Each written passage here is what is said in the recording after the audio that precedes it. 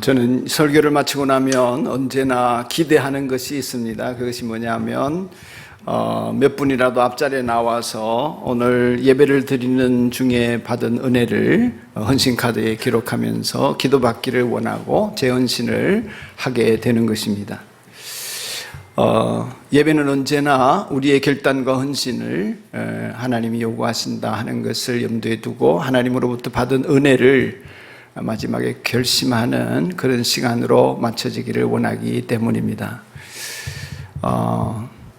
좀 오래된 기억입니다만은 어느 날 한 형제가 예배를 마칠 무렵 설교를 듣고 앞자리로 나와서 헌신의 시간에 헌신 카드를 기록했습니다. 축도를 마치고 내려가서 기도를 하려고 헌신 카드를 받아 들었는데 기도 내용을 읽고 기도를 하려고 하는데 제 손이 막 떨렸습니다. 그 형제의 사정을 이미 다 알고 있지만 그 형제는 이렇게 적었습니다. 하나님, 여기까지인가 봅니다. 이렇게 적어 놓았습니다. 형제의 앞날을 생각하며 또 현재의 상황을 생각하면서 제 손이 떨리기 시작했습니다. 사랑하는 여러분, 우리는 언제나 정도의 차이도 있고 또 횟수의 차이도 있겠지만은 인생을 살다가 보면은 누구나가 다 한 번쯤은 또 여러 번 이미 내 할 일 다 했다. 우리 사회는 여기까지인가 보다. 이제 내 일은 여기까지인가 보다. 이런 생각이 들어서 기대보다 되지 않는, 믿었던 일이 성취되지 않는 상황에 대해서 좌절할 때가 있습니다. 어떤 사람은 자주 있기도 하고 어떤 사람은 거의 없기도 하지만은 이런 믿음과 기대를 저버린 상황과 일들에 대해서 좌절해 보지 않은 분은 아마도 없을 것입니다. 제 친구가 목회자의 탈진에 대한 논문을 쓴 적이 있습니다. 그 논문을 읽어보니까 목사님들 가운데서도 67%가 탈진을 경험했다 하는 통계가 있었습니다. 깜짝 놀랐습니다. 강단에 서서 언제나 하나님의 복음의 메시지를, 기쁜 소식을 전하고 구원의 소식을 전하는 목사님들이 67%가 탈진을 경험했다는 것입니다. 탈진의 원인은 많습니다만 스트레스 같은 것들이죠. 스트레스는 잦은 변화나 컨트롤해야 되는 일들이 잘 안 돼서 적응하기 힘들어서 오는 것이라면 탈진은 많은 책임감, 많은 사람들이 자신을 바라보고 요구하고 돌보아야 될 사람들은 많은데, 예를 들면 집안의 며느리라든지, 그런데 무거운 책임감이 눌리다 보니까 능력이 오버가 되어서 지나쳐서 더 이상은 이제 못하겠다, 아무것도 할 수 없다라고 우울증에 빠지는 것입니다. 육신의 힘도 빠지고, 그런 상황을 대부분의 목사님들이 겪는다는 것입니다. 자신의 신앙과 의지와 상관없이 그렇게 되어진다는 것은 오늘 저와 여러분이 믿음으로 살아보려고 할 때 반드시 오는 시험임을 짐작할 수 있습니다. 여러분들도 믿음으로 한번 살아보려고 다짐하고 새벽기도 나오고 또 성경도 읽어보려고 하고 작정하고 기도도 하는데 수시로 좌절이 되어지는 경우가 있었을 것입니다. 성경에 보면 믿음의 위인들도 그런 일들을 경험하는 것을 봅니다. 아브라함도 그랬습니다. 모세도 그랬습니다. 어떤 학자는 모세는 결국 그 우울증을 극복하지 못했다고 보는 사람도 있습니다. 왜냐하면 하나님 그를 데려갔을 때에 눈이 밝았고 기력이 쇠하지 아니하였는데도 그를 데려갔습니다. 모세는 수시로 하나님 앞에 자기를 죽여달라고 했었거든요. 그 무거운 책임들, 그래서 그는 아마 하나님이 데려가셨다 이렇게 봅니다. 수가 다해서 죽은 것이 아니라는 것이죠. 다윗도 그러했습니다. 그러니 여러분, 믿었다가 기대했다가 인생이 좌절되어지고 낙심이 되어지는 것을 누구나 겪는 일인데, 오늘 특별히 본문에 나오는 엘리야는 심각했습니다. 여러분, 우리가 엘리야의 이야기는 너무나 유명해서 성경을 좀 읽으신 분들은 다 아시는 내용이지만 처음 듣는 분들을 위해서 잠깐만 설명을 드리면, 그는 북이스라엘의 선지자였습니다. 남북이 갈라져 있는 때 북왕국의 선지자였습니다.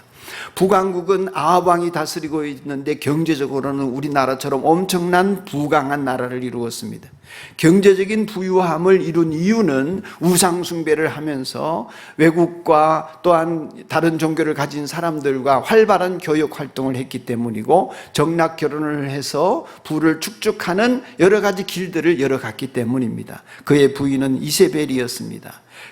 이세벨은 아세라를 숨기는 나라의 공주였습니다. 그리고 온 나라에 바알 신상과 아세라 신상을 퍼뜨리면서 반대로 여호와 하나님을 믿는 제단은 허물어뜨리고 그 하나님을 믿는 사람들을, 제사장들을 죽이기 시작했습니다. 그래서 모든 나라에 하나님을 숨기는 제사장들은 몰살을 당했습니다.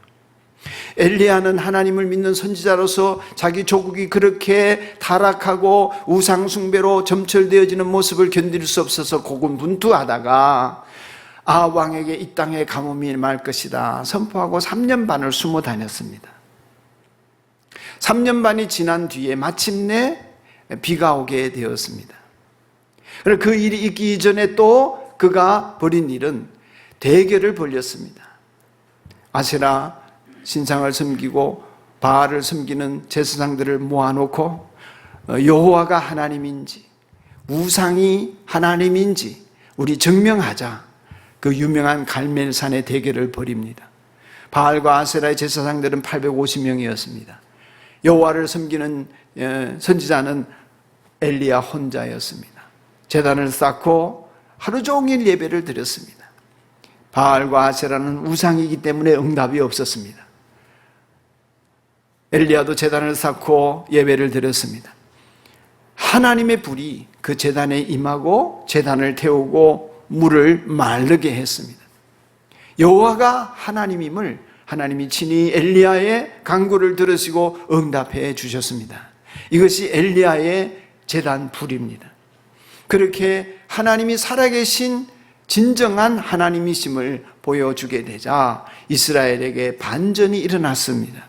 그래서 850명의 바알과 아세라 제사장들을 모두가 다 목을 베어 죽이고 이스라엘 백성들을 향하여서 여호와가 참 하나님이니 그를 따르라고 요구하게 됩니다. 이런 일들이 갈멜 산상에서 일어났습니다. 그리고 오늘 19장 1절이 시작이 되어집니다. 19장 1절, 아합은 엘리야가 한 모든 일과 그가 칼로 모든 예언자들을 죽인 일을 낱낱이 이세벨에게 알려주었다. 아합은 왕입니다. 이세벨은 자기 부인입니다. 일어난 일들을 다 알렸습니다. 그랬더니 이세벨이 2절에 이렇게 말합니다. 그러자 이세벨은 이 왕비가 온 이스라엘에 우상을 퍼뜨린 사람이고 온 나라에 하나님을 경외하는 사람들을 처형하고 잡아 죽인 인물입니다. 이세벨은 엘리야에게 신분권을 보내어 말하였다. 같이 읽읍시다. 시작. 네가 예언자들을 죽였으니 나도 너를 죽이겠다. 내가 내일 이맘때까지 너를 죽이지 못하면 신들에게서 천벌을 달게 받겠다. 아니 그보다 더한 재앙이라도 그대로 받겠다. 저주를 퍼부었습니다. 그리고 목숨을 빼앗겠다고 사자를 보내어서 그에게 통지했습니다. 엘리야는 이스라엘 평원에서 그 승리를 만끽하며 이제 이 나라가 하나님의 나라로 회복되겠구나 하는 희망에 가득 차 있었습니다. 이제 내 사역의 마침표를 찍겠구나. 3년 반 동안의 가뭄이 끝나고 비가 내려지고 하나님의 역사가 나타났으니 이제 승리는 우리의 것이다. 하나님이 승리하게 하심을 나는 맛보겠구나. 이러고 있는 찰나에 이세벨이 네 목을 내가 치지 않으면 내가 천벌을 달게 받겠다. 더한 벌도 받겠다. 이러니 그 메시지를 받아들은 순간에 엘리야는 무너졌습니다. 무너졌습니다. 3절을 한번 읽겠습니다. 시작. 엘리야는 두려워서 급히 일어나 목숨을 살리려고 도망하여 유다의 브엘세바로 갔다. 그곳에 자기 시종을 남겨두고. 아멘. 자기 조국은 북왕국 이스라엘입니다. 남쪽의 유다, 다른 나라로 피신을 갔습니다. 망명을 간 것입니다. 제일 남쪽으로 내려갔습니다. 거기가 브엘세바입니다.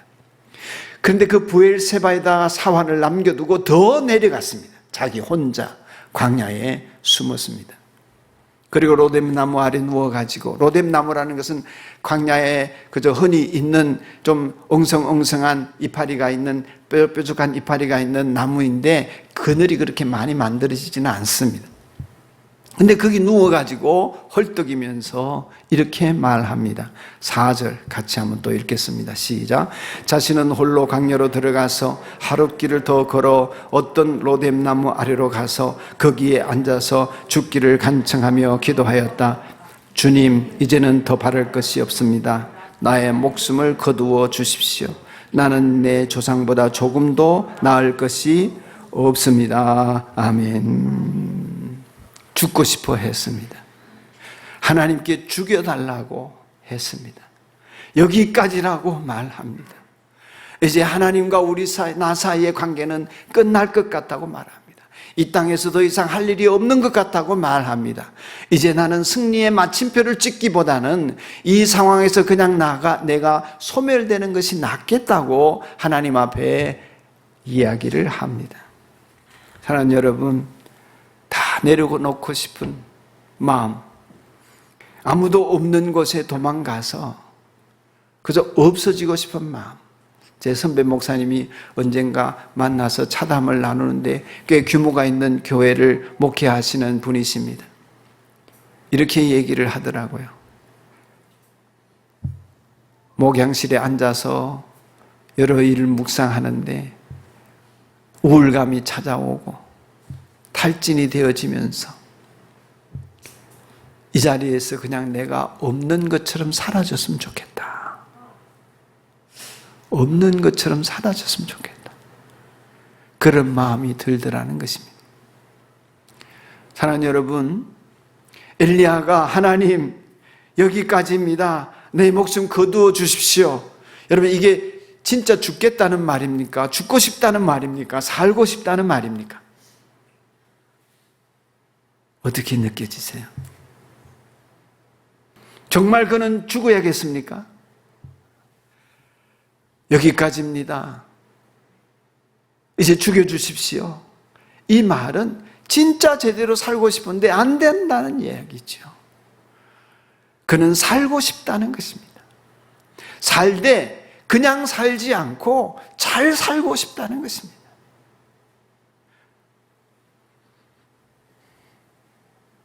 이 선지자직에서 좀 내려놓고 그 많은 갈등에서 좀 내가 벗어나고 이 임무, 책임 안 해도 된다고 좀 말씀해 주시고, 다 죽고 나만 남았는데 하나님 보셨지 않습니까? 이러다가 나도 죽겠습니다.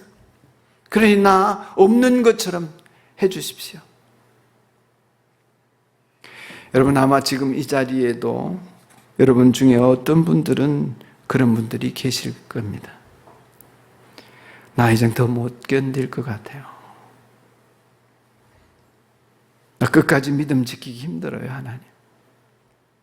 더 가다가는 나 큰일 날 것 같아요. 하나님도 안 믿을 것 같아요. 죄만 더 할 것 같아요. 하나님, 저 좀 없애주세요.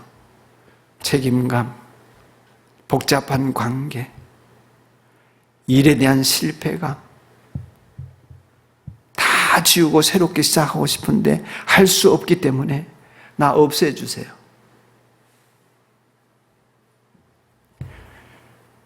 아마 그런 생각으로 이 시절을 보내고 있는 분들도 있을 것입니다.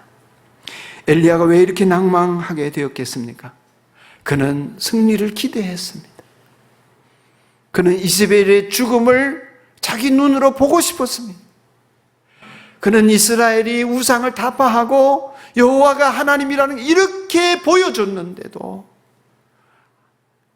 하나님께 돌아오지 않는 그들을 견딜 수가 없었습니다. 혼자 남았다 하는 외로움과 절망감과 낙심이 그를 사로잡았습니다. 여러분, 어떻게 이런 상황을 이겨낼 수 있을까요? 우리는 어떻게 해야 할까요? 사랑하는 여러분, 제가 여러분에게 감히 말씀드리고 싶은 것은 엘리야처럼 하나님 앞에 죽여달라고 해야 한다는 것입니다. 하나님을 상대해야 한다는 것입니다. 많은 경우에 좌절되고 실망되고 기대했던 대로 되지 않고 또 자기가 탈진이 되어질 때에 사람을 상대합니다. 누구 때문에, 누가 미워서, 그 사람이 나한테 그랬기 때문에 이렇게 사람을 생각합니다. 아니면 사람을 찾아갑니다. 내 사정이 이런데, 내 마음이 이런데, 내가 이렇게 억울한데 좀 알아달라, 들어달라, 사람을 상대합니다. 그것이 잘못되었다, 나쁘다 이런 얘기가 아니라 무엇보다도 하나님께 여러분 마음을 토로하고 그것이 불평이든 죽여달라는 말이든 원망이든 하나님을 상대해서 말하는 여러분이기를 축복합니다. 우리는 하나님을 상대해야 합니다. 하나님과의 관계 속에서 머물러 있어야 합니다. 이것이 첫 번째입니다. 우리는 하나님을 떠날 수 없습니다. 떠나서도 안 됩니다. 그러므로 하나님에게 모든 것을 토로하기로 마음먹는 여러분이기를 축복합니다. 엘리야가 그랬습니다. 하나님께 죽여달라고 했습니다. 여기까지라고 했습니다. 그리고는 지쳐 쓰러져 잠이 들었습니다. 육신이 얼마나 곤고했겠습니까? 잠이 든 그에게 하나님이 일하기 시작합니다. 하나님이 일하시면 첫 번째로 육신의 회복으로 나타났습니다. 보십시오. 주님, 이제는 더 이상 바랄 게 없습니다. 나의 목숨 거두어 주십시오. 하나님 앞에 토로할 때에 하나님 반응하지 않았습니다. 나무라지 않았습니다. 정죄하지 않았습니다. 나의 약함과 나의 좌절과 나의 탈진을 내가 이렇게 못 살겠습니다라고 말하더라도 하나님은 우리를 정죄하지 않으십니다. 우리의 약함을 모르는 분이 아니기 때문입니다. 여러분도 그러기를 축복합니다. 그 하나님을 믿어야 합니다. 하나님 정죄하지 않으십니다. 그러므로 하나님께 토로하셔요. 하나님 그에게 천사를 보내십니다. 이세벨도 사자를 보냈습니다. 이 심부름꾼을 보냈다 이 말과 천사를 보냈다는 단어가 같습니다. 어쨌든 전령을 보낸 것입니다. 이세벨은 죽이려고 전령을 보냈지만 하나님은 살리려고 천사를 보내십니다. 그래서 그의 육신을 회복시키죠. 물을 먹이고 떡을 먹이고 쉬게 만들고 휴식의 시간을 갖게 만들어 주십니다. 사랑하는 여러분, 우리가 탈진되고 힘들고 괴로울 때에 먼저는 몸이 회복되어져야 합니다.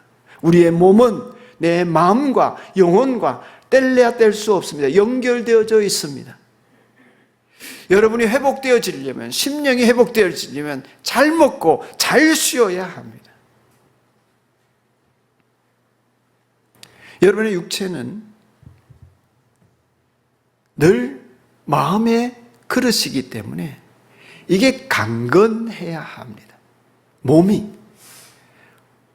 늘 생생해야 합니다. 매일 새로워져야 합니다.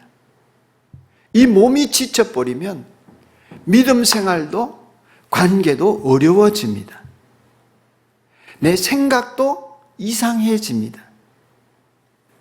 그래서 인식론자들이 하는 얘기, 일반적으로 철학을 공부하는 사람들이 하는 얘기는 몸의 변화와 인식의 변화는 관련이 깊다 이렇게 얘기합니다.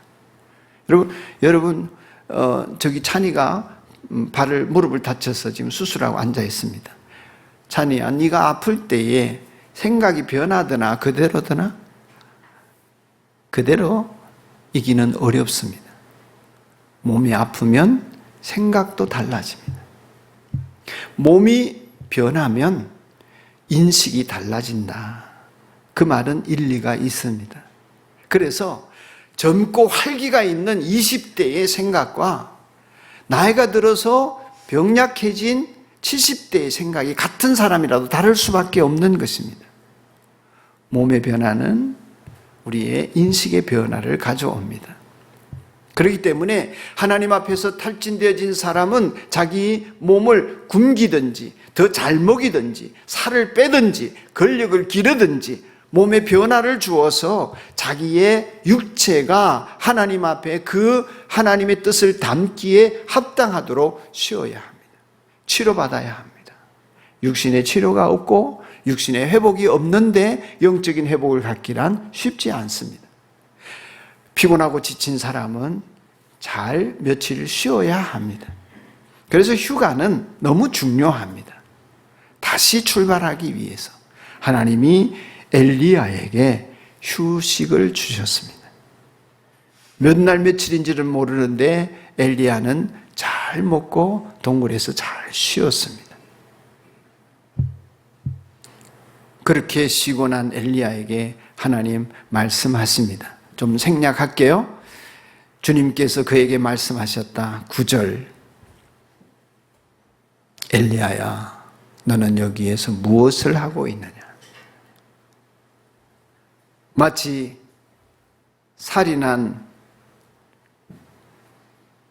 범죄한 아담에게 하나님 찾아가셔서 아담아, 네가 어디 있느냐? 이러신 것 같잖아요. 하나님이 어디 있는지 모르고 뭘 하는지 몰라서 물으시는 게 아니죠. 엘리야야, 너 여기에서 무엇을 하고 있느냐? 몸이 회복되었지만 엘리야의 생각은 변화가 없었습니다. 그래서 10절에 이렇게 말합니다. 한번 읽읍시다. 시작. 엘리야가 대답하였다. 나는 이제까지 주 만군의 하나님만 열정적으로 섬겼습니다. 그러나 이스라엘 자손은 주님과 맺은 언약을 버리고 주님의 제단을 헐었으며 주님의 예언자들을 칼로 쳐서 죽였습니다. 이제 나만 홀로 남아있는데 그들은 내 목숨마저도 없애려고 찾고 있습니다. 아멘. 상황을 알아주십시오. 나 이렇게 못 살겠습니다. 나는 더 이상 안 됩니다. 이 상황을 어떻게 돌파할 수 있겠습니까? 이제 외롭고 힘든 싸움 그만하랍니다. 하나님 이 얘기 들으려고 물어보신 거 아니잖아요. 또 이 내용을 모르시지도 않잖아요. 그럼에도 불구하고 엘리야는 하나님 앞에 자기 사정을 아뢰입니다. 여러분의 마음과 사정이 어떠하든지 그 사정이 낱낱이 하나님께 고해지기를 축복합니다. 주님께서 내가 너에게 메시지를 전하겠다 하는 뜻으로 내 앞에 서라, 내 앞에 서라 이렇습니다. 11절에 보면 주 앞에 서 있어라. 그러자 강한 바람이 산을 쪼개고 바위를 부수고 또 바람이 지나간 뒤에 지진이 일어나고 지진이 지나간 데에 막 불이 타고 이런 현상들이 벌어집니다. 초자연적인 현상들이 벌어집니다. 그 속에 하나님이 안 계셨습니다.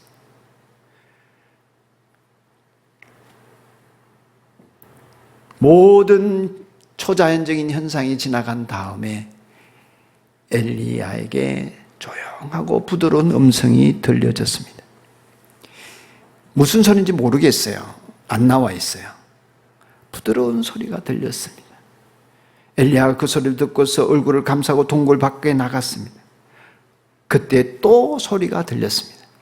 귀를 울리는 소리는 아니었을 거예요.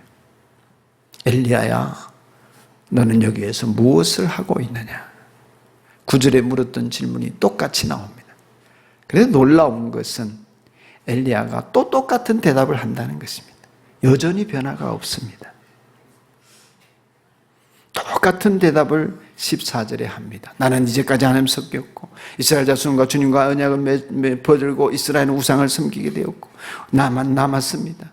내 목숨도 칼로 치려고 합니다. 이러고 있습니다. 하나님 다 들어주십니다. 사랑하는 여러분, 여러분들이 하나님에게 하는 모든 말을 하나님 공감하고 경청하신다고 믿으시기 바랍니다. 공감하고 경청하십니다. 나는 어떻게 해야 합니까? 나도 그러해야 합니다. 나도 하나님께 공감하고 경청해야 합니다. 그것은 승리의 순간에 나오지 않습니다. 초자연적인 기적이 일어날 때 보여지지 않습니다.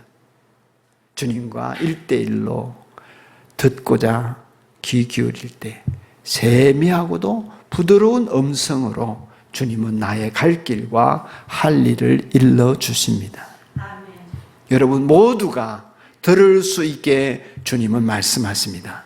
우리에게 주신 가장 큰 은혜는 하나님께서 친히 우리 각 사람에게 영어로 말씀하신다는 것입니다. 오늘 이 자리에도 여러분의 상황이 어떠하든지 하나님 여러분 각자에게 말씀하고 계시는 줄로 믿습니다. 아, 주님이 나와 함께 하시는구나. 그 느낌이 하나님이 내게 말씀하시는 것입니다.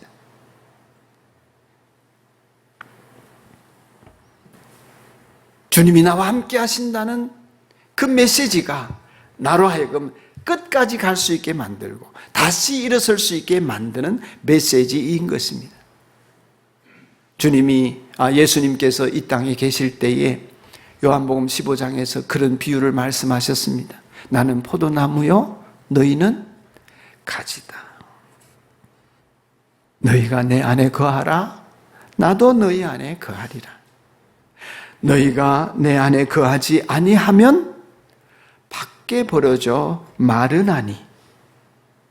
여러분이 지금 말라 있는 것은, 궁핍한 것은, 탈진되어진 것은 주님 안에 머물러 있는 것을 포기하거나 머물러 있으면서 내 소리는 외치지만 하나님의 음성을 듣는 일이 공급되어지는 것이 없기 때문일 수 있습니다. 그러므로 하나님 앞에 나와서 염려, 근심, 걱정 많더라도 주님을 바라보면서 호소하고 불평하고 원망하고 탄식하면서 주님께 여러분의 생각을, 마음을 올려드리십시오. 여러분 오늘도 오후에 성령 집회가 있는데 여러분 제 경험은 성령 집회나 이런 예배를 드리면서 찬송하고 기도하고 찬송하고 기도하면 그 성령 집회에 참석하기 전의 마음과 그렇게 한 마음이 완전히 다르다는 것입니다. 여러분들은 아마 모두 경험했을 것입니다. 찬송을 부를 때에 부르기 전의 마음과 찬송을 부르고 난 다음에 내 마음이 달라져 있습니다. 맞습니까? 말씀을 듣기 전의 마음과 말씀을 들은 후에 내 마음이 달라져 있습니다. 그것은 주님이 내게 말씀하신 결과입니다. 내 귀를 울리는 소리가 들리지 않을지라도 주님은 지금 이 순간에 여러분 각자에게 아무개야, 아무개야, 아무개야. 주님이 나를 이렇게 보시는구나 깨닫게 해주십니다. 주님이 이런 마음을 갖기를 원하시는구나 알게 해주십니다. 주님이 이렇게 살라 하시는구나 나에게 말씀하시는 것이 들려집니다. 누구에게나 주님이 여러분과 함께 계시기 때문에 주님 안에 있는 분들에게는 이런 역사가 일어납니다. 주님이 계셔서 견디게 하시고 주님이 함께 하심으로 이 모든 일들이 평정되게 하십니다. 엘리야는 스스로 실패했다고 단정지었습니다. 이세벨이 죽이겠다고 하는 순간에 모든 것이 실패로 돌아갔구나. 실패했다고 생각했습니다. 자기가 승리의 마침표를 못 찍는다고 확신했습니다. 그 확신이, 그 기대가 무너지니 좌절할 수밖에 없었습니다. 그러나 하나님은 실패가 아니었습니다. 이후에 쭉 읽어보시면 엘리야에게 힘을 불어넣으신 하나님께서는 이세벨이 회개하지 않고 예후의 칼에 맞아 죽게 하십니다. 엘리야가 손을 안 써도 혁명이 일어나서 예후가 이세벨을 처단합니다. 엘리야가 스스로의 사명을 다 감당 못했다고 무거운 책임을 지고 있었지만은 하나님께서는 그 짐을 엘리사에게 물려주게 하십니다. 그래서 엘리야는 불발과 불병거를 타고 하늘로 성천한 사람이 되어지게 하십니다. 이 모든 것을 내다볼 수 없습니다. 겪기 전에는 알 수 없습니다. 그러니 실패했다고 스스로 단정지은 것입니다. 우리가 아는 것은 하나님은 실패가 없으십니다. 아멘.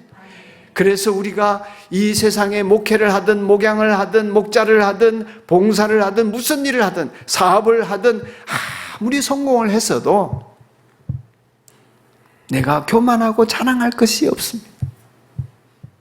그것 가지고는 우리가 하나님 앞에 바로 설 수 없습니다.